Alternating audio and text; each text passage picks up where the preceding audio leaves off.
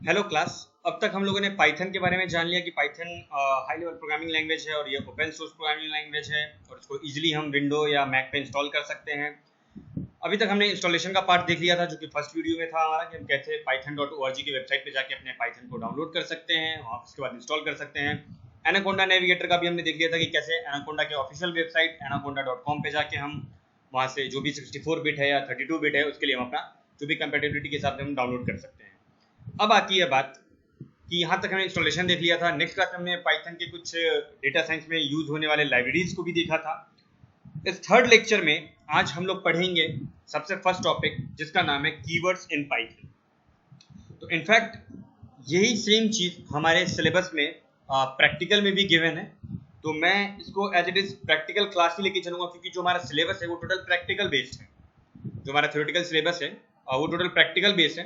तो यही चीजें, यही सारी कोड जो मैं अभी यहाँ पे करके दिखाऊंगा, यही सारी कोड्स को आप एज अ प्रैक्टिकल में भी इम्प्लीमेंट कर सकते हो। तो सबसे पहले मैंने आपको बताया था लास्ट क्लास में कि हमें सबसे पहले जुपिटर नोटबुक ओपन करना है क्योंकि एज ए डेटा साइंटिस्ट ज़्यादातर जुपिटर इस्तेमाल किया जाता है। तो मैं मेरे जहाँ पे मेरा ये सेव है मैं वहाँ पे चलता हूँ। सबसे पहले जो मेरा फाइल है IPython नोटबुक का मैंने फाइल पहले से बना रखा है, वही फाइल को मैं एक बार ओपन करके आपके सामने कोडिंग कर करके दिखाऊंगा। तो सबसे पहले मैं क्या करूंगा कि मेरा जो एनवायरनमेंट बना हुआ है मैं उस एनवायरनमेंट को एक बार एक्टिवेट कर लेता हूँ यूजिंग कमांड एक्टिवेट, और मेरे एनवायरनमेंट का नाम है गीक्स हब। ये थोड़ा 1 या 2 मिनट का प्रोसेस होता है ये एनवायरनमेंट को एक्टिवेट होने में। ये एनवायरनमेंट एक्चुअली कुछ भी नहीं है, सारे डिपेंडेंसीज को चेक करता है। डिपेंडेंसीज को चेक करने का मतलब क्या है कि ये जितने भी इसके अंदर पाइथन की अगर मैं बात करूं तो पाइथन को सेटिस्फेक्शन करने के लिए मैंने कुछ इसके अंदर उसका वर्जन लिखा हुआ है पाइथन डबल इक्वल्स टू 3.5। अगर मेरा 3.5 वर्जन यूज कर रहा हूं तो उसी प्रकार से जो लाइब्रेरीज है numpy इक्वल्स टू 2 बार इक्वल्स टू लगा के मैंने numpy का डाला हुआ है। तो इसी चीज को हम अगर नोटपैड में .yml से सेव करते हैं yml के फाइल से तो ये मेरा एनवायरनमेंट बन जाता है। और एक बार अगर आपने एनवायरनमेंट बना लिया तो इसकी सबसे बड़ी खासियत या फायदा की बात कह लें तो सबसे बड़ा फायदा आपको ये मिलने वाला है कि एक बार एनवायरनमेंट बनाने के बाद अपने एनवायरनमेंट को एक्टिवेट कर देना है। उसके बाद आपको कोडिंग में कोई परेशानी नहीं आएगी। अगर उसको कोई भी लाइब्रेरी चाहिए होगा, कोई लेटेस्ट वर्जन चाहिए होगा, तो उसके डिपेंडेंसीज के हिसाब से जो भी आपने डाला हुआ है अपने एनवायरनमेंट के अकॉर्डिंग वो ऑटोमेटिक ले लेता है। और अगर लगता है कि नहीं ये चीज़ें नई वर्जन आ गई है तो वहाँ पे आपको रन टाइम पे कोड रन टाइम पे आपको सजेशन भी आएगा कि नहीं आपको आपने जो numpy यूज किया है वो ओल्ड वर्जन है, अभी न्यू वर्जन आ चुका है तो आप न्यू वर्जन के साथ चल सकते हैं। खैर ये सारी चीज़ें बाद की चीज़ है। ये चीज़ें हम लोग जब प्रैक्टिकल थोड़ा हाई लेवल प्रैक्टिक कोडिंग करेंगे जब वहाँ पे हम लोग ये चीज़ें देखेंगे। अभी आज हमें सिर्फ बेसिक चीज़ें डिस्कस करनी है पाइथन के अंदर कीवर्ड्स, इंटेंडेशन और आइडेंटिफायर्स वगैरह। तो मैं एक बार अपना जुपिटर नोटबुक ओपन कर लेता हूँ जिसके लिए मैंने इसको सेव कर रखा है मेरे अप्लाइड AI कोर्स के नाम से। यहाँ से मैं अपना जुपिटर नोटबुक ओपन करता हूँ। मैंने आपको बता चुका हूँ मैं आपको कि जुपिटर नोटबुक ओपन करने के लिए हम जुपिटर स्पेस नोटबुक लिखते हैं। आप डायरेक्ट भी चाहो तो अपने स्टार्ट बटन पर क्लिक करके जुपिटर ओपन कर सकते हो, बट मैं जनरली जो मेरा तरीका है वो थोड़ा इस टाइप का है कि मैं कमांड प्रॉम्प्ट से ही चलता हूँ। तो यहाँ पे देखो मैंने ऑलरेडी कुछ फाइल्स बहुत पहले से सेव कर रखे हैं मैंने। जब मैं मेरे खुद का एमटेक चल रहा था उस टाइम पे मैं पाइथन सीख रहा था, अराउंड 2014 की बात है ये। तो मैं उस टाइम से पाइथन के टच में हूँ, थोड़ा बहुत मेरा इंडस्ट्रियल एक्सपीरियंस भी रहा है पाइथन में एज ए डेटा साइंटिस्ट। तो मैं R पे ज़्यादा काम किया हूँ वैसे पाइथन के कंपेयर में। खैर पाइथन में हम सबसे पहले आज कीवर्ड और आइडेंटिफायर देखेंगे। तो उसके लिए क्या करना है आपको, आपका जुपिटर नोटबुक ओपन करना है। जब आप जुपिटर नोटबुक ओपन करेंगे तो वो आपको कुछ इस टाइप से दिखेगा, है ना, ये बिल्कुल ब्लैंक दिखेगा आपको इस टाइप से। इसको हम बोलते हैं करंट सेल, इसको हम बोलते हैं करंट सेल। तो चूंकि मेरा पहले से ये फाइल बना हुआ है तो मैं बस कुछ नहीं करूंगा, इसको यहाँ से उठा के इस कोड को कॉपी करके वहां पे आपको एक बार पेस्ट करके दिखाता चलूंगा। देखिए सबसे पहले चीज क्या है, ये मेरा जुपिटर नोटबुक ओपन है। आपको मैं एक बार इंट्रोडक्शन दे देता हूँ जुपिटर नोटबुक का। यहाँ से आप अपने जो भी आप न्यू फाइल बनाना चाहते हैं आप पाइथन 3 पे न्यू फाइल पे जा सकते हैं। अगर आपको फाइल सेव भी करना है ना, तो अगर नोटबुक में आप कर रहे हैं जुपिटर नोटबुक में तो आप इसको एज .ipynb यानी पाइथन नोटबुक IPython नोटबुक के नाम से सेव कर सकते हैं। अगर सिंपली आपको पाइथन में ही रखना है, पाइथन के टर्मिनल से ओपन करना चाहते हैं तो आप डायरेक्ट python.py का एक्सटेंशन होता है इसका, इससे भी सेव कर सकते हैं।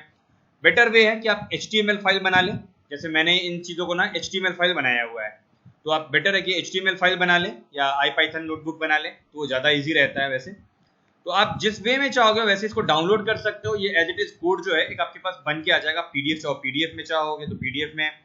लेटेक्स होता है जो टेक्स्ट मेकर वगैरह जो थीसिस वगैरह लिखते हैं, रिसर्च पेपर लिखते हैं, जनरली इसका इस्तेमाल किया जाता है। मैं कभी आपको सजेशन नहीं दूंगा कि आप MS वर्ड में कोई रिसर्च पेपर लिखो या थीसिस लिखो। तो ये लेटेक्स एक सॉफ्टवेयर आता है मेक टेक्स्ट के नाम से या टेक्स्ट मेकर के नाम से, वहाँ पे हम लोग अपनी थीसिस या रिसर्च पेपर लिखते हैं। ये वेल फॉर्मेटेड होता है, एक जर्नल स्टैंडर्ड वे में जाता है, बहुत सारे जर्नल इसी को प्रेफर करते हैं।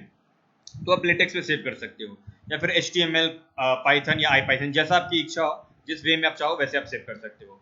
चलिए, तो ये था फाइल सेव करने का। दूसरा चीज़ क्या है कि आप यहाँ से भी सेव कर सकते हो इस फाइल को। आपको जो भी सेव करना है वो था डाउनलोड करने के लिए कि आप डाउनलोड कर रहे हो, किस वे में डाउनलोड कर रहे हो। अगर आपको कोई नया सेल ऐड करना है बीच में कहीं भी, तो आप इंसर्ट सेल करा सकते हो इस पर क्लिक करके। कोई किसी चीज़ को कट करना हो तो कट हम इससे करते हैं। कॉपी के लिए जनरली हमारा पेस्ट ये होता है, पेस्ट के लिए सॉरी ये रहा, कॉपी के लिए मिस हो गया था, ये पेस्ट का ऑप्शन है। और अगर आपको पाइथन के अंदर किसी चीज़ को सेल को मूव कराना है अब, तो आप उस सेल को सिलेक्ट करके ऊपर का बटन दबा सकते हैं। अगर आपको डाउनफॉल में लाना है, नीचे लाना है उस सेल को, तो आप इस बटन का इस्तेमाल कर सकते हैं। कोड को अगर कंपाइल कराना है, रन कराना है, तो आप इसके लिए यूज कर सकते हो। अगर आपने कोड को कंपाइल करा दिया, रन करा दिया और कर्नल को बीच में रोकना चाहते हो, स्टॉप कराना चाहते हो, तो आप इसको कर्नल को इंटरप्ट कराने के लिए आप इसका इस्तेमाल कर सकते हो। तो ये सारी चीज़ें थी। आप चाहो तो यहाँ पे क्लिक करके इसका रीनेम भी कर सकते हो, बट मैंने जो फाइल का दिया हुआ है वो मेरा 1.1 यानी फर्स्ट एक्सरसाइज है, कीवर्ड एंड आइडेंटिफायर। तो इसको मैंने 1.1 कीवर्ड एज आइडेंटिफायर के नाम से सेव किया हुआ है। आप चाहो तो इसको डबल क्लिक करके इसको रीनेम भी कर सकते हैं, यहाँ से आप कुछ भी नाम दे सकते हो अपना। तो चलिए हम स्टार्ट करते हैं हमारा पाइथन के अंदर का सबसे पहला कोड जो कि है कीवर्ड्स। कीवर्ड्स क्या होते हैं? कीवर्ड कुछ नहीं है, ये रिजर्व वर्ड होते हैं। हर प्रोग्रामिंग लैंग्वेज में कुछ रिजर्व वर्ड होते हैं, उनको एज अ वेरिएबल हम इस्तेमाल नहीं कर सकते हैं। वेरिएबल आपको पता है, इक्वल टू सिंबल के उधर जो भी होता है लेफ्ट साइड में, उसको हम वेरिएबल बोलते हैं, और राइट साइड में जो होता है उस वेरिएबल की वैल्यूज होती है। तो कीवर्ड क्या है? कुछ रिजर्व वर्ड्स हैं। आप देख रहे हो मेरे पाइथन जो है वो मैं 3.6 यूज कर रहा हूँ अभी। तो कीवर्ड क्या है? रिजर्व वर्ड है। और मुझे क्या करना है, मैंने एक इंपोर्ट कराया है, ये मॉड्यूल है, मॉड्यूल का नाम है कीवर्ड, और इसको इंपोर्ट कराने के लिए हम इंपोर्ट फंक्शन का इस्तेमाल करते हैं। तो मैंने लिखा है इंपोर्ट कीवर्ड। जैसे मैं ये लिखूंगा कीवर्ड, जो इसके अंदर जो डिक्शनरी में इसके होगा कीवर्ड, वो एक्टिवेट होगा, यानी वो आपको दिखेगा, इंपोर्ट होगा वो मॉड्यूल। फिर मैं क्या कर रहा हूँ, प्रिंट करा रहा हूँ। जैसे आप सी में करते हैं प्रिंट एफ, स्कैन एफ, वैसे प्रिंट फंक्शन का इस्तेमाल करके मैं क्या करा रहा हूँ, कीवर्ड डॉट कीवर्ड लिस्ट, जितने भी कीवर्ड के लिस्ट है उनको प्रिंट कराना चाह रहा हूँ। अगेन मैं प्रिंट फंक्शन का इस्तेमाल कर रहा हूँ और ये एक स्ट्रिंग लिख रहा हूँ, एक मैसेज लिख रहा हूँ कि टोटल नंबर ऑफ कीवर्ड्स कितने हैं। वो लेंथ फंक्शन होता है लेंथ के लिए, जो कि लेंथ बताता है कि कीवर्ड के अंदर कितने लेंथ है उसके लिए, है ना। तो ये लेंथ फंक्शन है लेंथ के लिए, और लेंथ के अंदर मुझे किसका लेंथ चाहिए, तो मुझे कीवर्ड का लेंथ चाहिए, इसलिए मैंने यही चीज लिखा है जो यहाँ पे मैंने लिखा है कीवर्ड डॉट KW लिस्ट। तो जैसे ही आप इसको एग्जीक्यूट करोगे, आप शिफ्ट और एंटर दबाओगे, तो जितने भी कीवर्ड्स हैं, टोटल 33 कीवर्ड्स दिख रहे हैं आपको यहाँ पे, ये सारे एज इट इज प्रिंट हो जाएंगे। तो ये सिंपल सा एक एक्सरसाइज था हमारा कि कैसे हम पाइथन के अंदर कीवर्ड्स को देख सकते हैं और कीवर्ड्स को प्रिंट करा सकते हैं, और लेंथ फाइंड कर सकते हैं लेंथ फंक्शन से कि हमारे पाइथन के अंदर कितना कीवर्ड है। तो ये इसका सिंपल कोड था।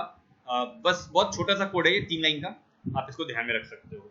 तो यही चीज़ें मैंने यहाँ भी करी हुई है, एक बार आप देखो तो जो भी एज इट इज कीवर्ड्स है वो यहाँ पे प्रिंट हो चुका है। अगर आपको कीवर्ड्स के डेफिनेशंस वगैरह के बारे में देखना है तो आप 1 मिनट के लिए इस वीडियो को स्टॉप करके पॉज करके आप यहाँ से लिख सकते हो कि keywords are the reserve word in Python. ये रिजर्व होते हैं, इनको हम एज ए वेरिएबल इस्तेमाल नहीं कर सकते हैं।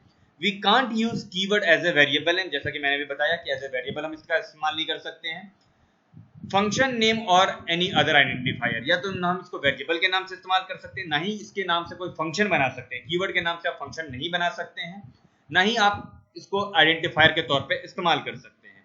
और सबसे खास चीज जो है, जो हमेशा ध्यान रखने की चीज है, वो ये है कि कीवर्ड आर केस सेंसिटिव। कहने का मतलब ये है कि कीवर्ड जो है वो केस सेंसिटिव है। इसका मतलब ये होता है कि अगर आप एफ यहाँ पे आपको कैपिटल दिख रहा है, दैट मीन्स एफ हमेशा कैपिटल ही रखना है। अगर आप स्मॉल में लिख दोगे तो वो कीवर्ड नहीं माना जाएगा, वो एज इट इज वेरिएबल ले लेगा। वैसे नन में अगर मैं एन कैपिटल लिख देता हूँ, एन जो है एन कैपिटल है यहाँ, इसको मैं स्मॉल कर देता हूँ, तो ये वेरिएबल बन जाएगा। तो इस चीज़ का हम हमेशा ध्यान रखेंगे कि पाइथन के अंदर या हर प्रोग्रामिंग के अंदर कुछ ऐसे टर्म्स होते हैं जो केस सेंसिटिव होते हैं, और केस सेंसिटिव क्या होता है, बल्कि हमें केस सेंसिटिव में सिर्फ यही चीज़ ध्यान रखना है कि वो चीज़ें जो कैपिटल में वो कैपिटल रह जाएगी, जो चीज़ें स्मॉल में है वो स्मॉल में रह जाएगी। इसका एक बेहतर एग्जांपल मैं आपको दे देता हूँ। अगर मैं लिखता हूँ यहाँ पे कैपिटल A इक्वल्स टू 5, मैंने एंटर किया और इसको रन करा दिया। अगर मैं यहाँ पे स्मॉल a लिखता हूँ और ये कराता हूँ, ये एरर देगा। इसलिए एरर देगा क्योंकि मैंने स्मॉल a से कुछ भी डिफाइन नहीं किया, मैंने कैपिटल A से किया था। तो अगर मैं कैपिटल A लिखता हूँ तो ये 5 दे देगा अगेन।